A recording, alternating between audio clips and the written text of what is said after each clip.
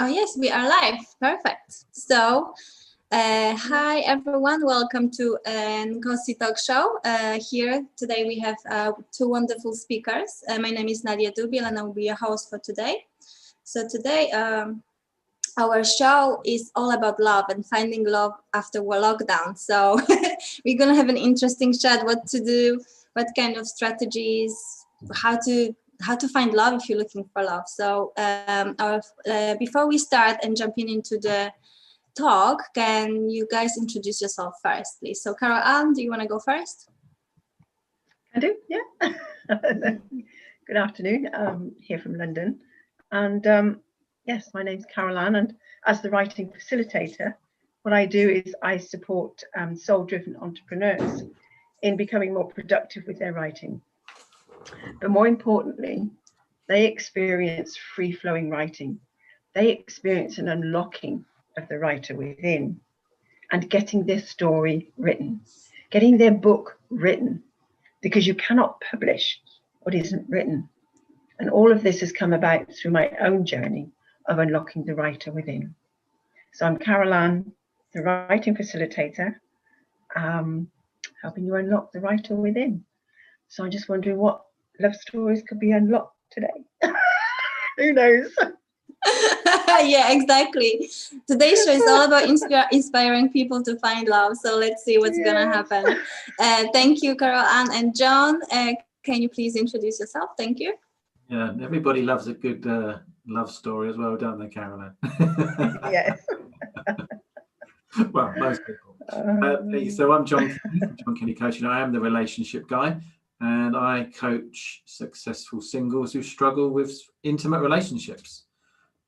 So I usually work with people that are maybe doing exactly what we're going to be talking about today. So a lot of my clients came out of first lockdown last year, spent 3 months by themselves, wanted to know why they were single. Various reasons came out. Some people had just spent a lot of time focusing on business and career, didn't really put the time into finding the right type of person.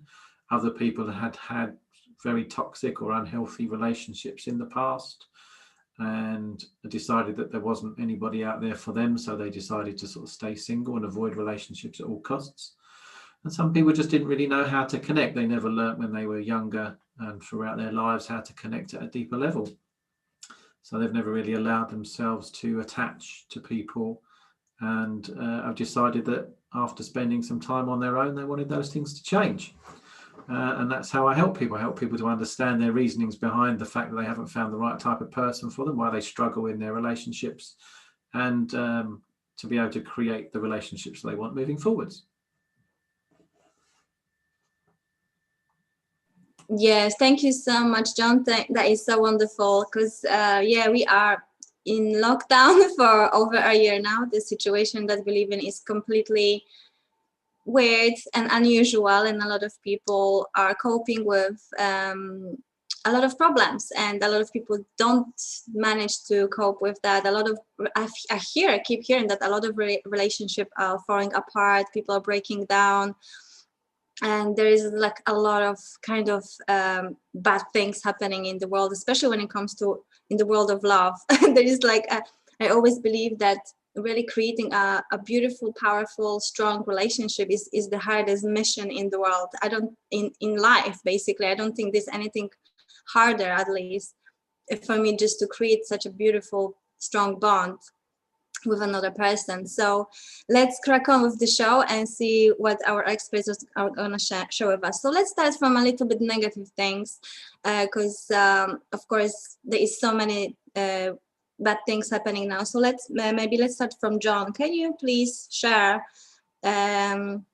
how people can cope in relationships, or how people coped, do you think, during lockdown that weren't working out, basically, and what to do in a relationship that is not working out, how actually to realize that this person is not right for you?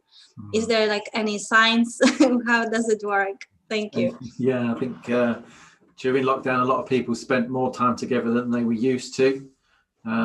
In some cases, I mean, I've got some people that I know that are divorce lawyers, solicitors, and they have had the busiest time ever after the first lockdown, and then the second lockdown, third lockdown, when people were spending so much more time together that they realised actually that they were together for the wrong reasons, that they just weren't able to be in each other's company for sustained periods of time, that maybe they were just going through the motions of a relationship, and spending more time together and being in each other's company kind of pointed out a lot of the things that were an issue in that relationship, and therefore decided that, you know, they just couldn't be together any longer. Speaking from personal experience, I actually separated from my wife during the lockdown because we had grown apart over the last couple of years or so, and spending that time in that space together, we just realized actually that we just become very good friends. And if we wanted to create other relationships for ourselves where we could have more than what we had, then it was best for us not to be together any longer. So it was a period of time, I think, like you said, Nadia, it was so unusual. It was so something that we didn't expect and something we never thought we'd ever experience, that spending all that time together has had an impact on everybody. In some cases, it's been really positive. I mean, like you said, like, you know, it can be a negative thing, but in some cases, it's been massively positive. You know, you've helped you to reevaluate your relationship in a positive way. That actually now you do want to spend more time with that person because maybe you weren't spending all the time together before, and you've actually realised that you're missing out on something. And some people have been able to get closer. You know, more family time. They've spent more time with the kids. Although I know a lot of people have struggled with the homeschooling this time round, that it's been a little bit more difficult than it was the first time. But yeah, it has caused a lot of problems. As we know, that domestic abuse was much more prevalent during lockdowns. People weren't able to get out of the toxic and unhealthy environments that they found themselves in. And it was therefore very difficult to find your own space, and you were kind of in that constant abusive environment, which was massively difficult for lots of people. And it's about kind of, with those circumstances, it's about trying to kind of understand what's going on for you, and what does that relationship actually mean? Why are you in that relationship? You know, there are lots of people, and I've written several articles about this, about why people stay in toxic and unhealthy relationship spaces. And a lot of the people, again, that I've spoken to have been trying to evaluate why they're still in these environments, and whether they can actually stay in these relationships, and how they're going to manage themselves more positively in those spaces.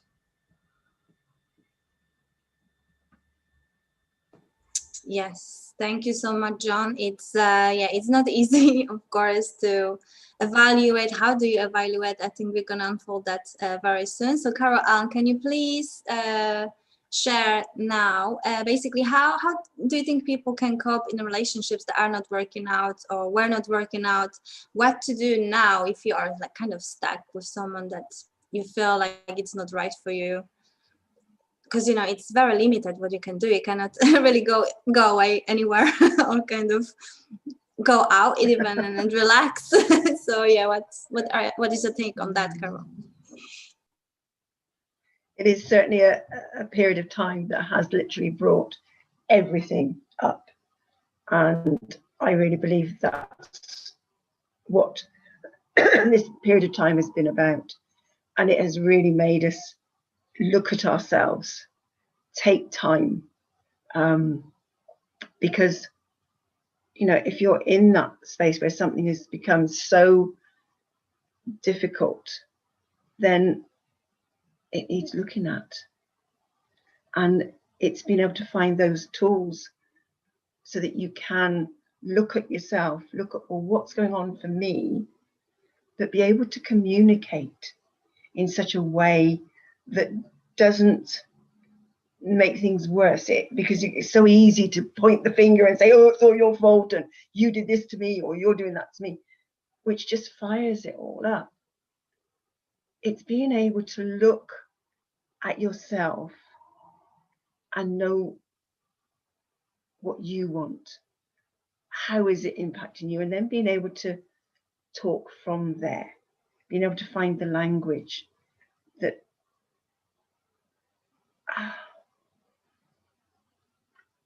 makes it a space that you can grow from rather than shut down in and becomes even more toxic or what's the word? A bit of this. I can't find the word, but I'm very good at using my hands to describe.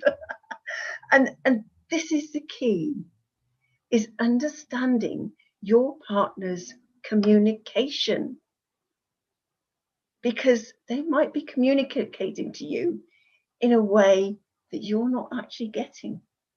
You know, is there something that they maybe they use their hands to talk with, and you're completely not seeing that communication, or they're using words that you might not use.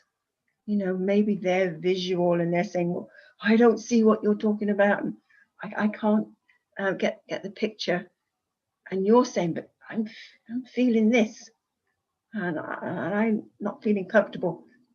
Feeling and seeing are two different things.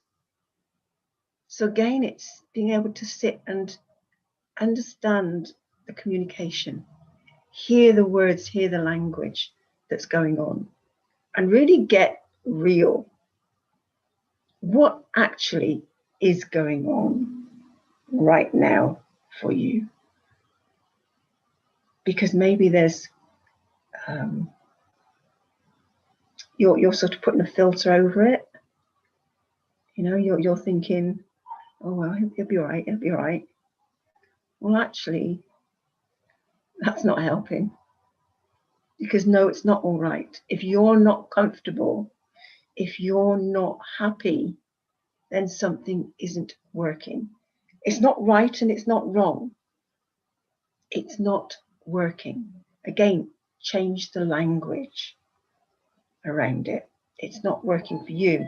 And if it's not working for you, it certainly can't be working for your partner. But yeah, this period of time is a great period to be really looking inward and getting support. You know, who can support you in this? Who could, you know, because sometimes it's if you don't have that ability to speak without blame or without, you know, understanding the language, get someone in who can support you in that and can help you. You know, it's out there. There's so much help out there. But yeah, really understand the situation and make the best of what's going on right now, because it is here for a reason. It's here so that you can grow out of this, not shrink, but grow.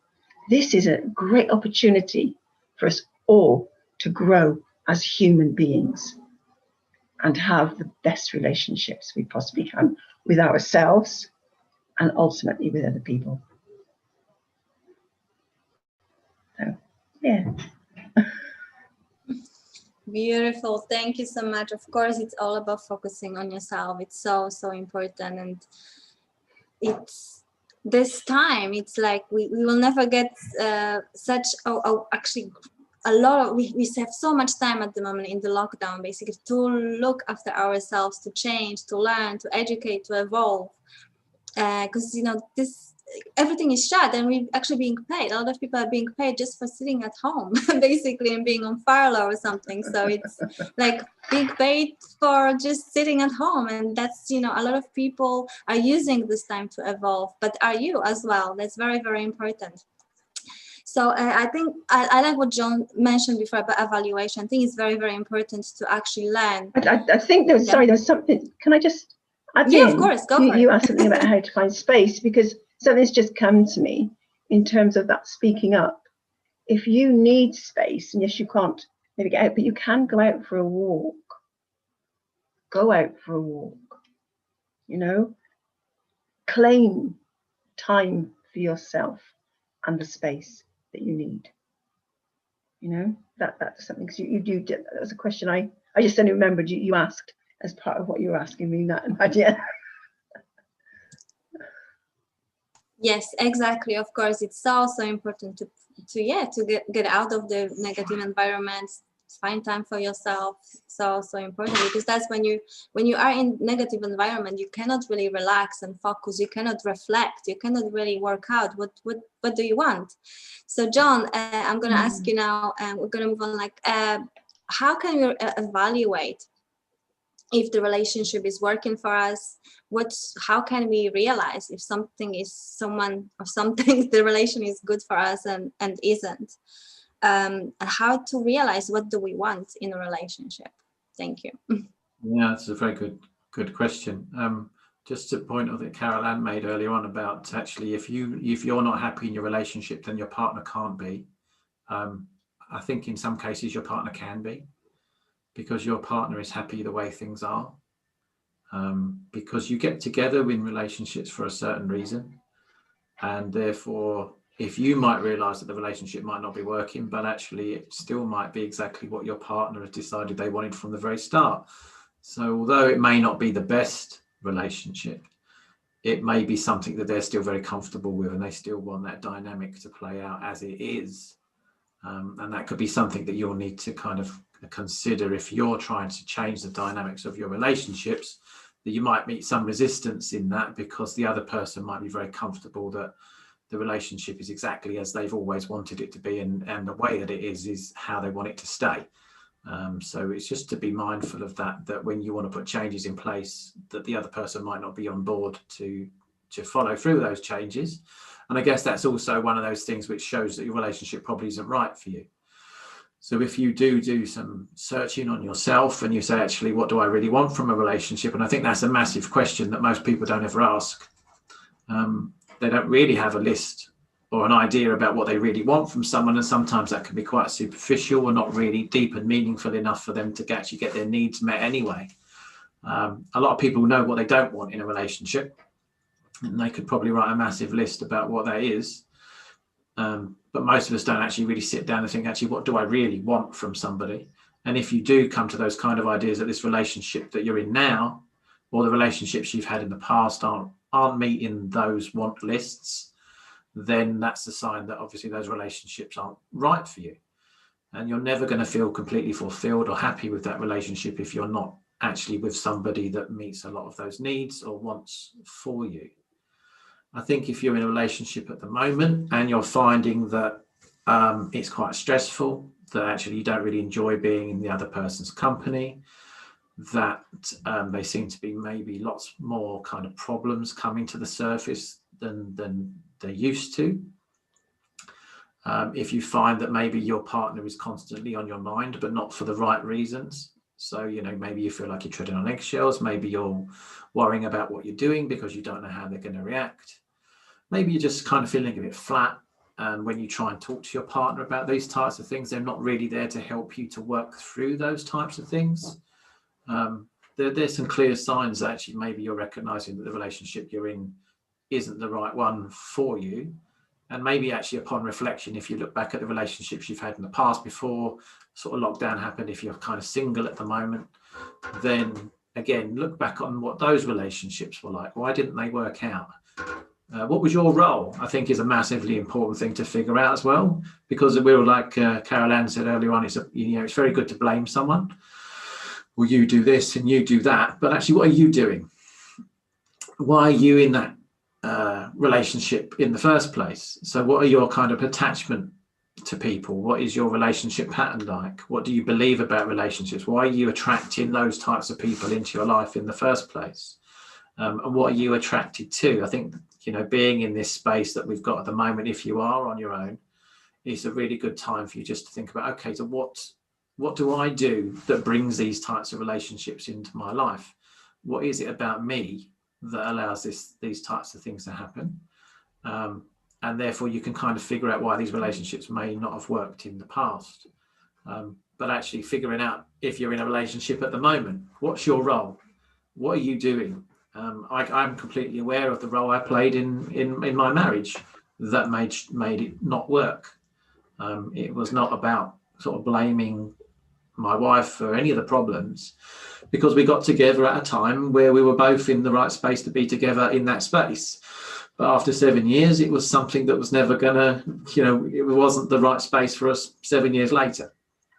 And we both played a role in that happening, how we changed, what we were doing, and how we then decided to be with each other in the space that we were in. And it always takes two for a relationship kind of not to really to work. But again, so it's important to understand what it is that we are doing ourselves and figuring out what we're unhappy about. Because it might be something that's internal inside of us that we're not happy with. It might be completely what someone else is doing. They may have changed. When you get together with somebody, as we all know, we evolve over time. We change over time. Mm-hmm. Some people saying that don't. Some people like to stay exactly the same. And therefore, that could be an issue in itself, because you could have evolved, you could have moved on, and they're not moving on. As I said earlier on, they might be completely comfortable in the space that you met in, whereas you've changed as a person and you want to take things in a different direction, and they're not really wanting to do that. So there's lots of things that could be playing out under the surface, especially like with the stresses and stuff, the extra stresses that people have been under. As Caroline said, you can make time for yourself most of the time. I know some people that have been single that haven't had the opportunity to really they've got kids and stuff. They haven't really had the opportunity while the kids weren't at school. They was homeschooling, and they were kind of driving themselves crazy because they really never had any time to themselves. But even if you can just, take 10 minutes, take 15 minutes just to reflect on where you are, what the problems might be. And then hopefully if you're with somebody, there's some things that can be addressed. And if you're not with somebody, then there are things you can address within yourself for when you move out into the world again and look for the next relationship. Yes, wonderful. Thank you. It's so important because we, as both of you said, a lot of people just live in this kind of a victim state of mind, and they always blame someone, especially in relationships. I hear a lot of people just, putting the fault out to the other person, and people tend not to look at themselves first, because it's so much easier, as Caroline says, just to blame someone else. And yeah, we're brought up that way though, aren't we? When we're kids, our parents will say, "Oh, stop messing about, you're making me angry," or "Stop doing this, you're making me this, you're making me that." And it's just a thing that we're taught when we grow up, because our parents were taught exactly the same thing.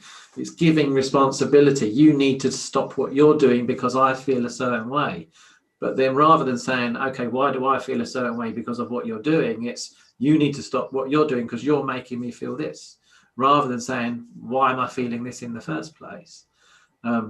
Because the other person could be doing something which is completely innocuous and isn't, it's not an issue whatsoever. It's how you're interpreting what they're doing that's causing you the problem. But as I said, I was always told as a kid, stop doing this because you're making me feel this way. And this is why we do grow up with that type of victim type stance, because we always give responsibility for our own feelings to somebody else.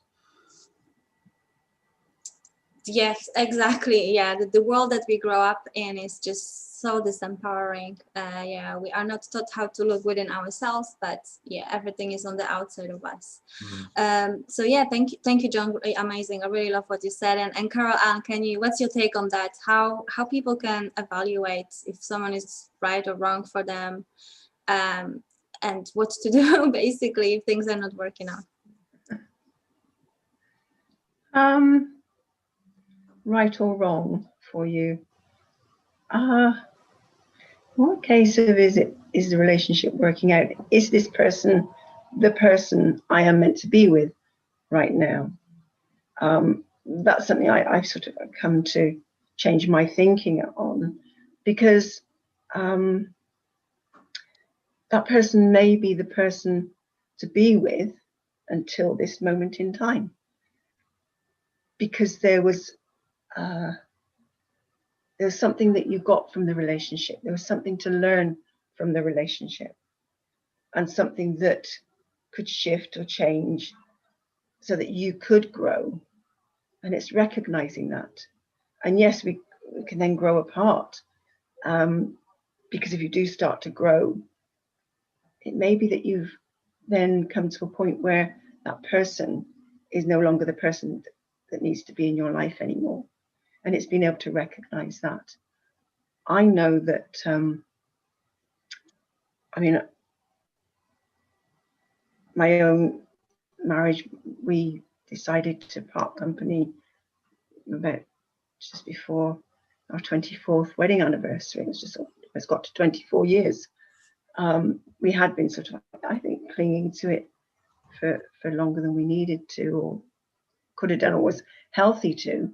But it took me a long time to realize that, and it was only through my own personal development and sort of self-discovery, the journey that I'd gone on, that I actually realized I had only put out a message to the universe that I want someone to have children with. That was my underlying drive that I realized that was there in me. I wanted someone to have children with. I never defined what that relationship would be like, anything else about the person. And so we had two amazing daughters. And so it was like, okay, that was fulfilled. What's next? And we really didn't talk enough or get into, well, where's the relationship going? What is it we want out of the relationship? And yes, we grew apart, and I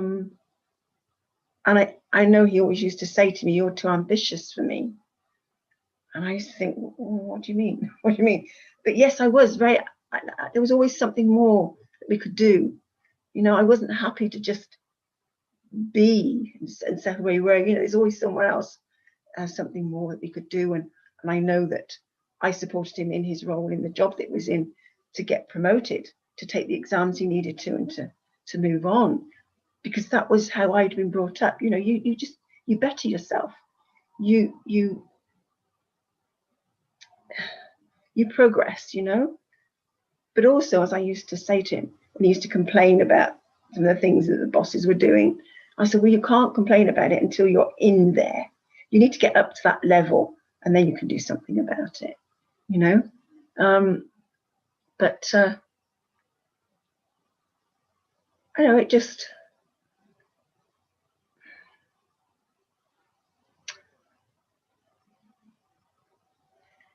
it's been actually 21 years now since we parted company. I just can't believe where this time has gone, to be honest.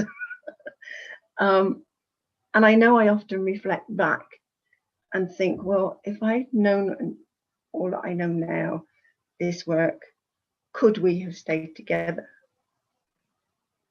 But then I wouldn't have had the journey that I've been on. It would have been a different journey. I get that. And so maybe we weren't meant to be together. And so it's not about having the regrets. I know there's been a few times I've gone through that, but then it's like, no, what happened happened. And we had some amazing times. We had some great times. And we had some ups and downs, you know. But it is being able to just say it doesn't work for us anymore. It's neither right nor wrong. And just allow that person to then just go and move on, and to allow yourself to move on, and to be able to make that stand, and not go back in and fall back into the trap of going, oh, okay, you know, let's get back together again, because that's the comfort zone. Because actually it's not comfortable at all, not deep inside. And I get, you know, what John was saying, and thank you for bringing that point up, that maybe if you're not happy, you know, I said clearly your partner's not going to be happy, but as he said, they're used to that way of being. And yes, when you change, it rocks the boat, and they're going, ooh, you know. But I would also question, are they truly happy deep down inside? If they want a relationship that makes you unhappy, you know, they might be comfortable with it, or they like it as it is. Are they truly happy inside, deep down? But again, you can only work on yourself. And it's then being able to go, okay, once it does fall apart, step out of the relationship, and then begin to decide, you know, where did the love go? What love do you want? What is it you want? And I think that brings us into the topic. The heading for today was how to get ready for love after lockdown. But I also think it's how to get ready for love out of a relationship that's fallen down. How do you get ready for love? You know, and there's a lot of things that you can do, because clearly there wasn't love, true love there in the first place if things broke down. That's my belief. So yeah, let's see where else we go with this conversation. I'm intrigued. Yes, me too, actually. And as you both, nice, of course, and as you both, of course, talking that the most important thing to find love is obviously knowing yourself. So how actually do you know that you know yourself enough to find love? And obviously people looking for love all the time. And how would you know that you're ready, that you know enough, that you feel kind of complete? Is there like a kind of this blissful state when you know it's, yeah, that now is the time, I'm ready? How can you tell, John? I think to look, if you can look in the mirror and say, I accept who I am, I'm worthy and deserving of the love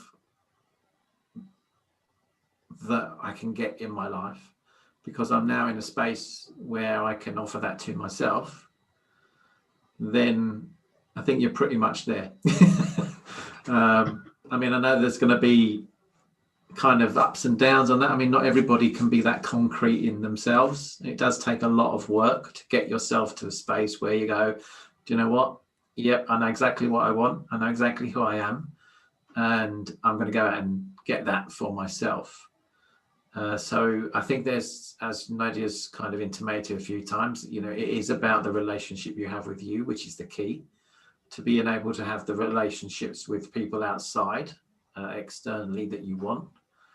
Something that I mentioned earlier on, I think it's really important to know what it is that you do want in a relationship. Mm-hmm. As Carol Ann's kind of said, you know, people get together, people change. It may have been what you wanted at the time. Like Carol Ann said, she wanted a child. She didn't necessarily know what else she wanted from a relationship. And then when that need was met, when she got the children that she wanted, there was nothing else really there for her to kind of engage with in that relationship. And that's something for us to kind of figure out, you know, do we have a single goal? If we have a single goal in a relationship, it's never going to be fantastic. Because if you're just focused on the one thing, what happens when that one thing is achieved? If you get that one thing, what about everything else? So we need to be mindful of that. You know, we all have lots of different things that we could want in a relationship. And if we are in a good space within ourselves to say, I deserve that because I know this is what I want and this is what I'm going to go out and get for myself, then I can put that out there into the universe. My brain will switch itself on and put me into a kind of a focused attraction state. And then I can start to bring those types of relationships towards me. I may have to go on a few dates or meet a few people for me to actually figure out exactly if that's what I really do want. Again, because it's all well and good having these ideas in our heads. It's just when we experience that, we go, oh, okay, was this really what I wanted? And this is the kind of thing, unfortunately, with relationships that we have a tendency to do as well. Because what we think we might want, we might not necessarily want when it's there. And when it's in a relationship, that can cause all sorts of problems. If it's something that doesn't really matter, it's quite easy to go, okay, I didn't really want that. I can stop doing that now and I can walk away. And I'm not saying you can't do that in a relationship, but hopefully you'll figure that out fairly early in the relationship before it starts to cause too many complications. And don't settle for anything less than what you really want.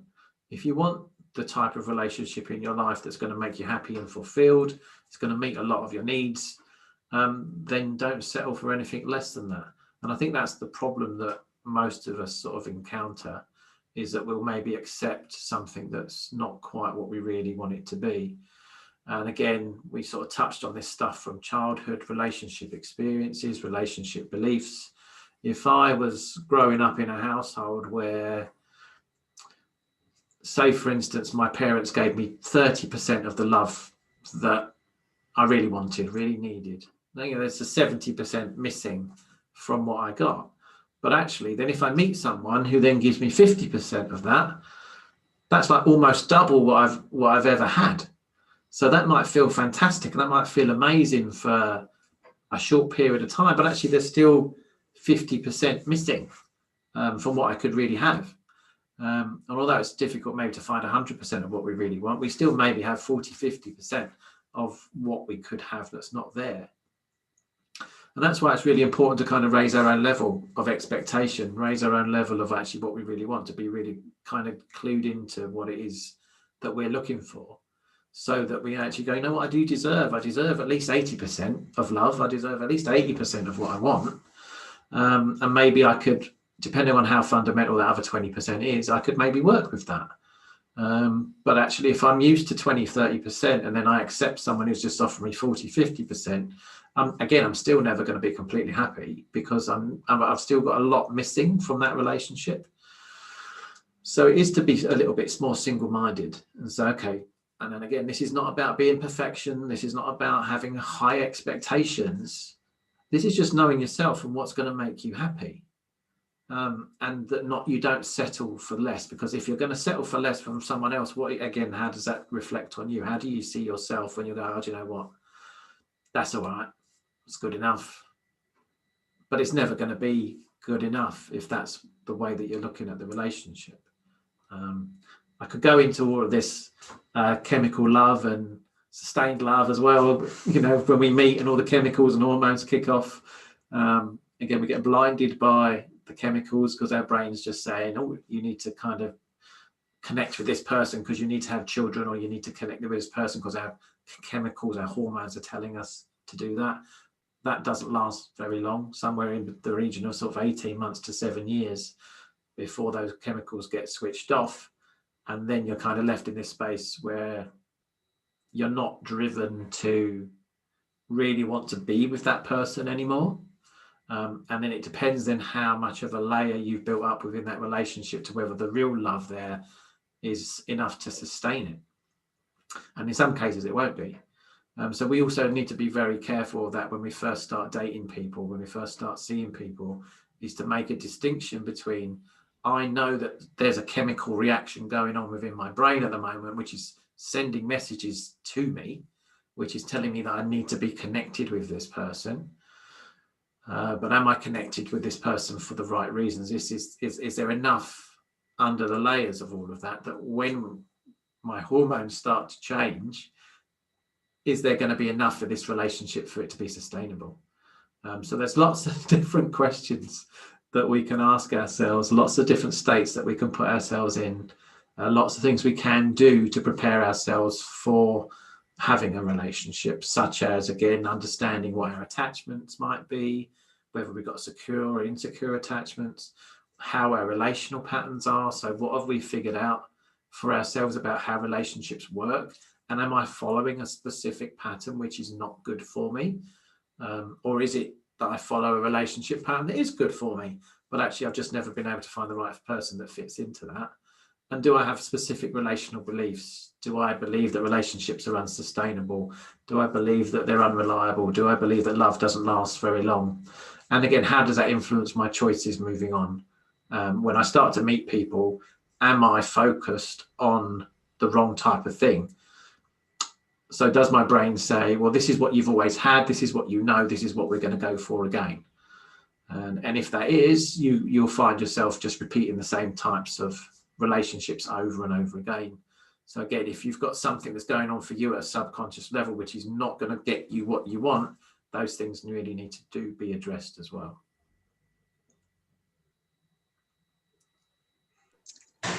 Oh yes, of course. It's very interesting. I think about it. You really have to think so deeply about so many things when you meet someone in person. Actually, it's not that easy to find the right person, because John just mentioned that it might be some chemical reactions in your brain that getting you attracted to someone else.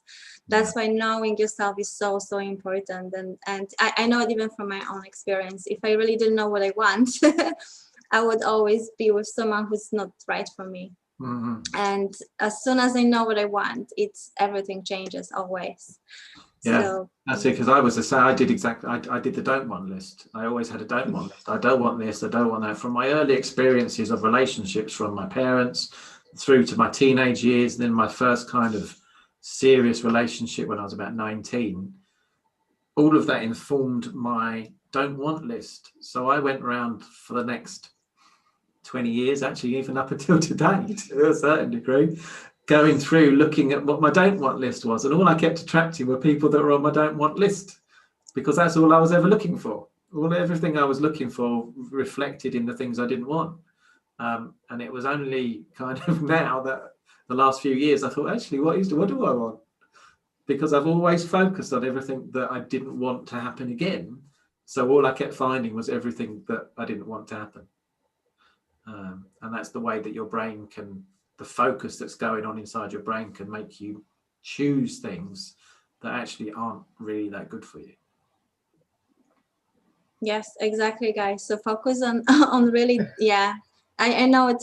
You can really hear from people that you talk to, like even for 5 minutes, if they focus on things that they don't want, which is majority of people, or do they actually know themselves on a deeper level and really worked it out and have that clarity.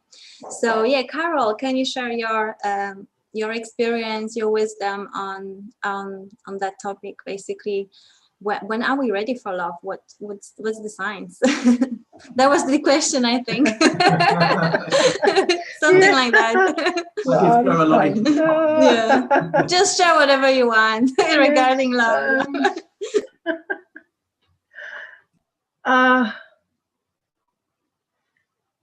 There's something about being honest and being straight, but it is about knowing yourself and not settling, as John said, because that creates discomfort inside of you and a niggle. And just something right there in this moment is that niggle when, yeah, okay, do I say something or not? Because my name is actually Carol Ann now, and it's still that when someone says Carol, I just go, oh, do I say something? But you have to be honest and straight, because otherwise you're creating something between you and that other person. You're making them wrong in that moment. You're not allowing for truth to come out, to clear the air, and for you to then move forward in a much more relaxed, happier way, but again, it is knowing yourself. And as John was saying, yes, we're very good at knowing what we don't want. And I know when I've worked with people, they're saying, yeah, well, I don't want this and I don't want that. And okay, so if you don't want this, what do you want? Because what you focus on is what you get. And it's okay to say, well, I don't want this and I don't want that. And recognize that that's what you're doing. Wake up and hear yourself. Hear what you're saying to yourself. And because very often you don't realize, as John was saying, he didn't realize that he was doing that so much. And now he's woken up to that fact, and he can now shift his focus, shift his language. But it's not about pushing that away, saying, well, I don't want to think about that. Because again, you'll find yourself pulled back again. Acknowledge it, embrace it, and go, okay, well, if I don't want that, what is it about that makes me not want it? And so, well, what would I like? What do I want? And then focus on that. And it is about relearning yourself. recognizing your old patterns and behaviors and and choices. Because until you can recognize them, you're still going to fall into them. So it is becoming aware of them and then shifting them, changing the pattern. And that isn't always as easy as it sounds. And there are people out there that can support you and help you to do that. And that is through my own training and in various complementary fields and working on myself now, that I've come to recognize my patterns. And again, even with when I've worked with someone else, that they've been working with me rather, something just shifts and you go, oh my goodness, I didn't realize that. It can be so subtle, you know. And I remember, it was last year, becoming present to some way that I was behaving, and I thought, oh my goodness, that's learned behavior from my mum, because that's how she behaved, or how she spoke about something, and I took it on. And when I realized that, it was like, oh, well, I don't need to be like that then. And all of a sudden, something changed inside of me, you know. So it's being able to recognize these patterns and be able to change them. And so relearn yourself, know what it is you do want, and not settle, but be honest and straight about it. You know, be authentic rather than just smiling sweetly and settling for what's there and going on. Say, no, this isn't working for me. This isn't what I want. And be able to explain, you know, what it is you do want. It's something that probably a lot of people may have done in this lockdown.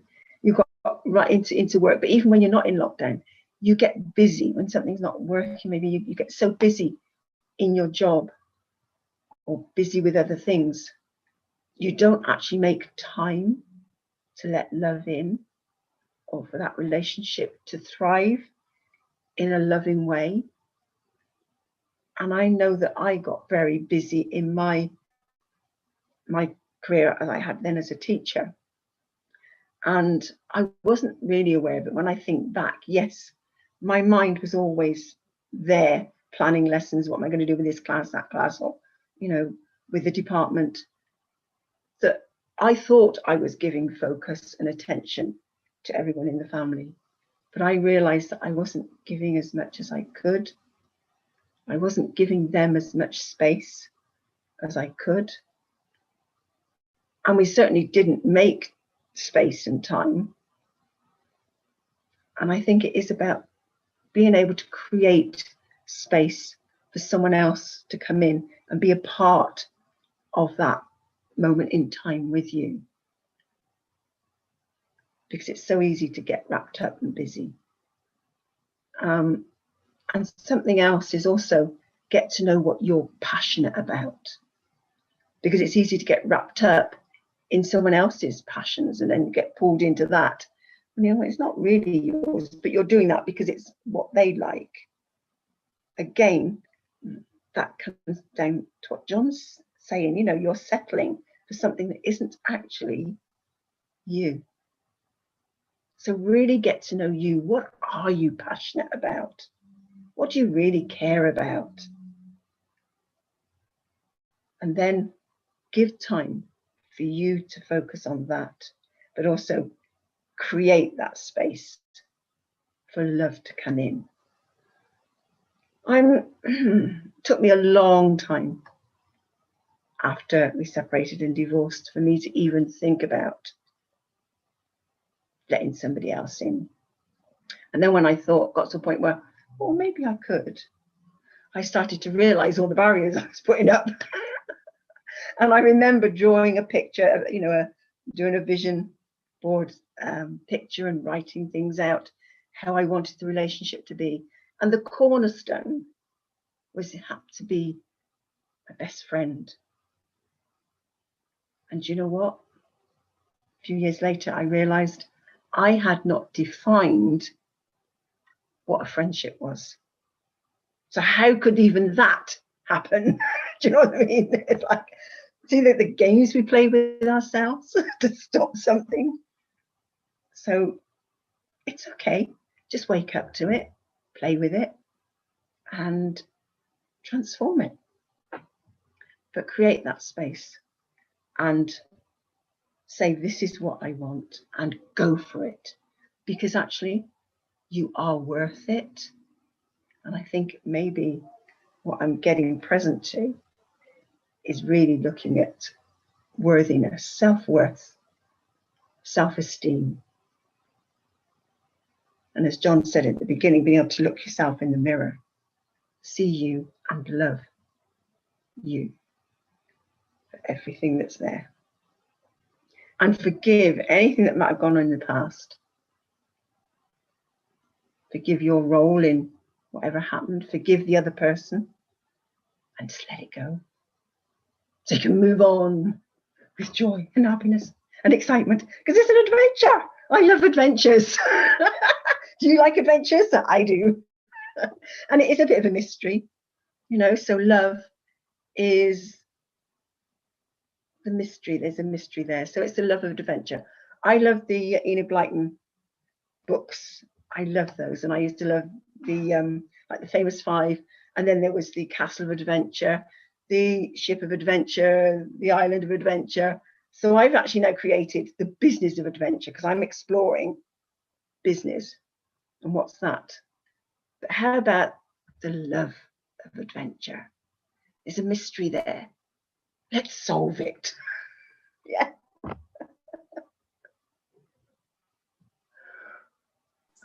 That sounds so amazing. Yeah. What about loving the adventure? Let's solve that mystery. Perfect. Yeah.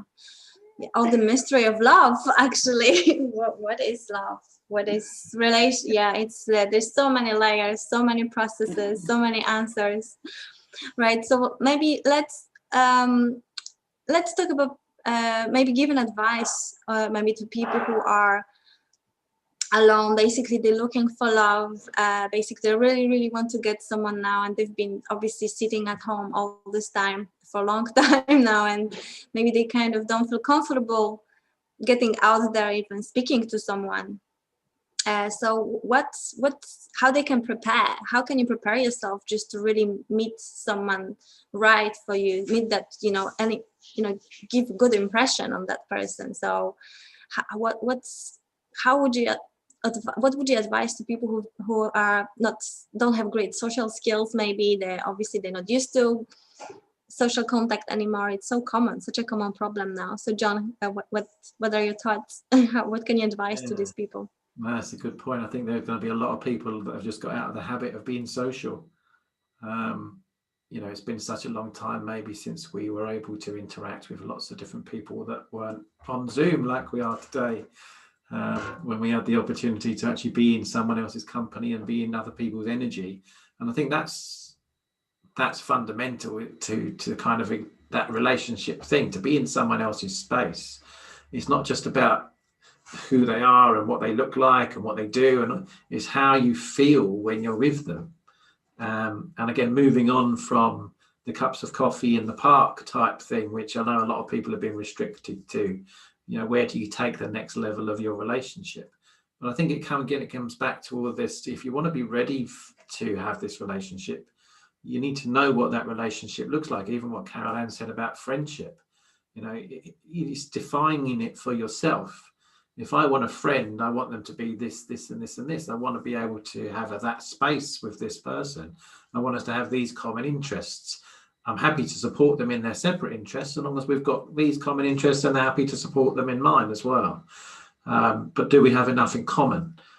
But it's, again, if you don't know yourself, if you don't know what you really want and what you really like, then you're not really going to be able to attract that person to you. So definitely before you go back out into the dating world, is to, again, do this understanding of who you are and what it is that you want before you go back out there.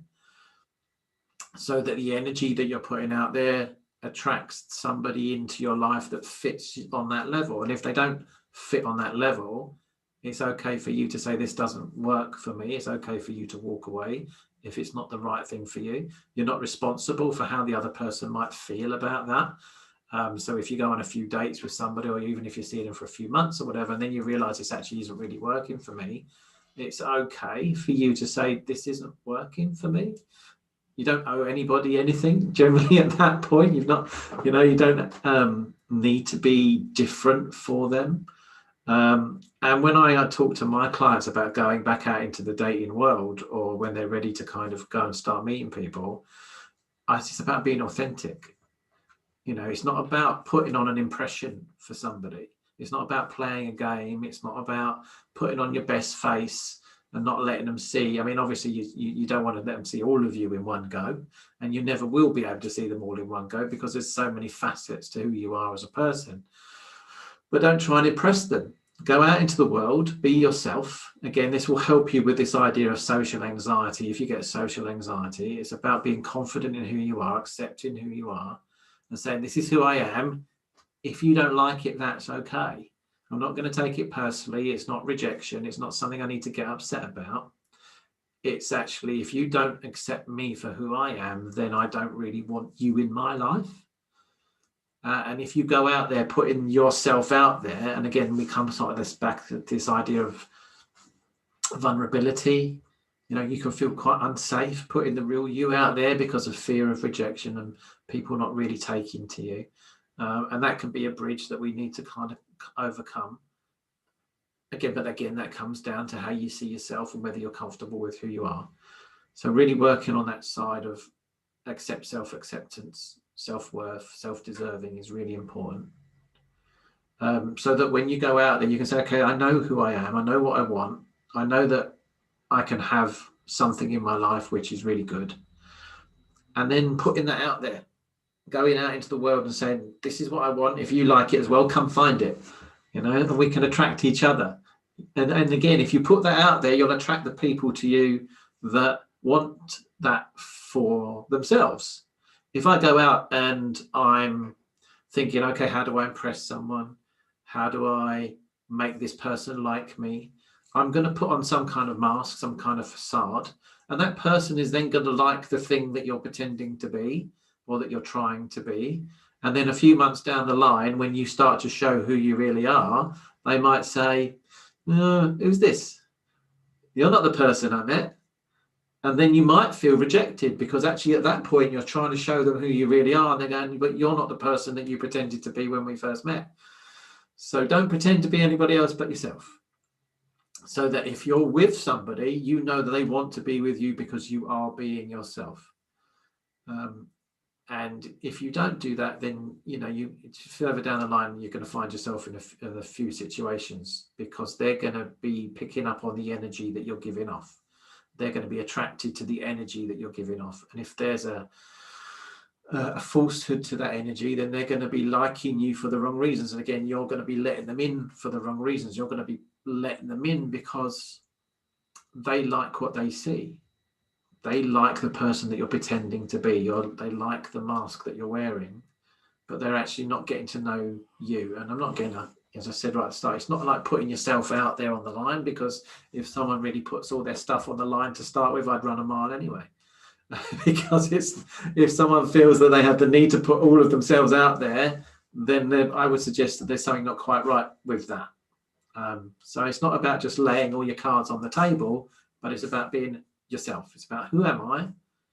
When I go out to meet these people, I'm just going to be the fullest version of myself that I can be.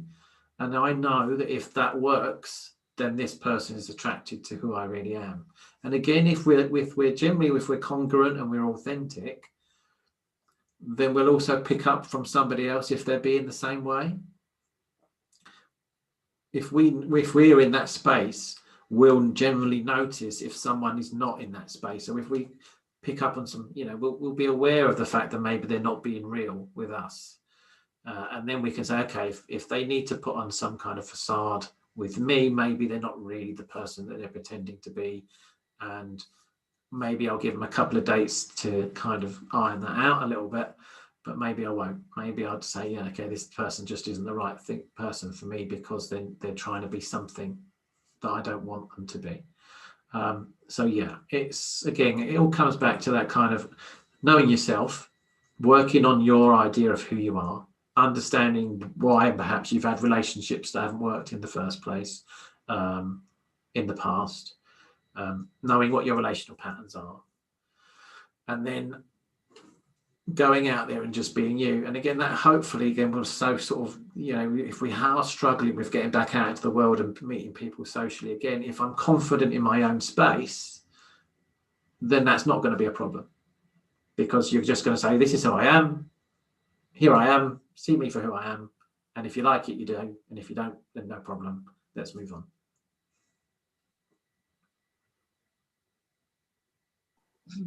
Amazing. It's all about knowing yourself, guys. So that's the formula for love. Love and know yourself first. Thank you, John. And Carol Ann, so what can you advise to someone who's not used to going out, socializing, basically, and it's like kind of a little bit scared to get out there and connect with people in person? Yeah, I think it's just being aware what the anxiety is. And when you feel that anxiety, just breathe, because you may notice that you've actually stopped breathing because there's that anxiety. And then there's something called emotional freedom technique, tapping, that you could do. And that's just tapping on different points that actually releases the emotional stress that's there. Just one point that you could tap on is just the top of the head, and just go, I'm anxious at the moment. I'm anxious about being social in this social situation. I'm just anxious, and this anxiety. And then just notice what happens and what's coming up. And then, is it anxiety or is there a fear? And what's the fear? And again, just tap with this fear that's here right now. And you just keep tapping. And then notice what's there.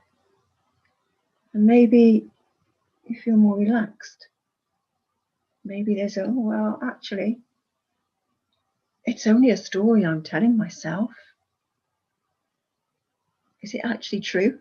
Because I'm not in the situation. The situation hasn't happened. I'm here right now. And it's about bringing yourself back to the present moment. Because all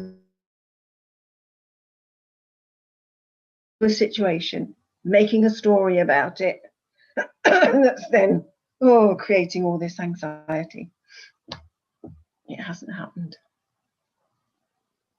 You are here, and you can then create how it's going to be. So that's one way, just to be able to bring the anxiety down, recognize it, and maybe be able to move forward with that. But it's also a few other things that sort of came up around this whole thing about being able to move out again. It's about being happy being alone and not jumping into a relationship because of loneliness, because that again is not a recipe for a relationship that works. You need to be able to be happy being alone. I remember when my ex-husband and I we parted company. A few weeks later, he came back and he said, I think I've made a big mistake. He said, I don't want to be on my own. And I'm going, no, we need to part company right now. He said, but I can't be on my own. I can't be on my own. I said, well, I think you're just going to have to be right now. And he wasn't happy about it, but I stood my ground. And I was so glad I stood my ground, because part of me was, yeah, if I'd given in, I know I wouldn't have been true to myself, and it certainly wouldn't have helped the relationship. So recognize when you're wanting to get into a relationship because you can't be on your own. There's a loneliness there. And really work on that and be happy about being alone. And also focus on yourself. As we've been saying, it's about yourself, getting to know yourself. Not focusing on, oh, I've got to get a date, I've got to get out there. Focus on yourself, be comfortable with yourself. And what you could do is actually create a list of what your values are. And the way to do that is just say, right, what's important to me about a relationship, about love? Write it down. And then say, what else is important? Write it down. And keep asking yourself that question. And what else is important? And write it down. And keep going until you run out of things to say, and then ask it again. And what else is important? And it helps you to dive deeper, and you'll find more things coming out. And then what you can do is look at them and then put them in order. Find the top 5. What's the top one here? What's the second one? And find your top 5 values around love and a relationship. And then that will help you to know exactly what you want and what is important for you in with love and in a loving relationship. So those are my suggestions. But yeah, it can be a bit anxious. You've been inside all the time. To go out into a crowded area and be with other people, as John was saying, that it's that energy. It's a different energy. It's being able to recognize when it's impacting you and do something about it. And as I said, tapping is one thing in that moment you can do. It doesn't have to be the top of the head. There are some other points. So you just might like to put it up, or just the collarbone here, that just there. Nobody needs to know what you're doing. It's quite a easy point to do. But it's just being present, bringing yourself back to the present moment each time, and recognizing what's not comfortable there for you, and maybe even just speaking it out. And if you're not that comfortable, come back home again and just do it in bits, little bit by bit, little bit, But again, create an adventure out of it. Create it as something that you want to do. Not that you have to do, but you want to do it. And enjoy the experience. Enjoy it. Enjoy. Be happy. Be happy. It's like, and actually gratitude. If you can find something to be grateful for in that moment, in that situation that you are in, that, as we've discussed it before in another talk, gratitude releases the happy element, chemicals in your body. So when you're grateful, you are happy at a really deep level. So find something to be grateful for, because there's always something. And then you can be happy.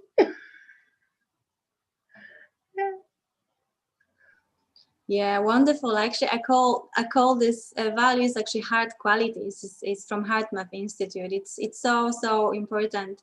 We actually have to teach our brain and body again how to feel happy, how to feel joy, how to feel gratitude, appreciations, because we don't feel these wonderful emotions every single day. Our days are filled up with negative thoughts and self-doubt and fears. So we kind of have to practice how to reactivate and feel great again. So thank you guys so much. Just to summarize, what a great talk and great advices.